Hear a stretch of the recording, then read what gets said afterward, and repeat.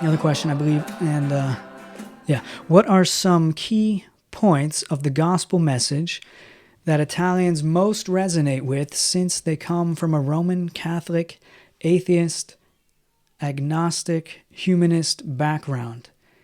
What stories of the Bible do they feel most connected to? As far as stories of the Bible that they feel most connected to, anything that points out the reality of Italy, like the book of Romans was written to the Romans, always a great place to start. They love that they're in the Bible. Italy is in the Bible, right? Many, many things. Peter most likely wrote the Gospel of Mark, or Mark penned it down for him while he was in Rome, for example.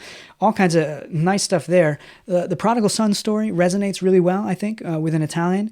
Also because it's really useful to see the average Italian is kind of like the older brother who stayed home but was still very far from God. Italians are decent folks, well-to-do folks, but very far from God, just like anyone else, though they're not prodigal or totally wild for the most part. Now, there's definitely a lot of wild Italians, but especially in the north here, there's a lot of very reserved, decent folks and stuff, and but they don't realize how far they are from God, actually. They're just like that older brother. Now, as far as good points of the gospel message that Italians most resonate with, I don't know if I have a good answer for that,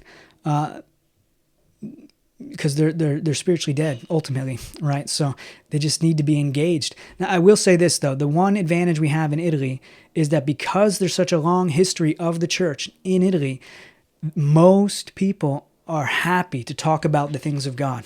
And the beauty of when we do an evangelism group, for example, is everyone's minding their business, but then we do a mime downtown, for example. A crowd draws in, the gospel gets presented, we invite people to converse, and all of a sudden you can find an entire piazza transformed. Everybody was minding their business, and now they're talking about God, the gospel, the Bible, and it's really an amazing, amazing thing.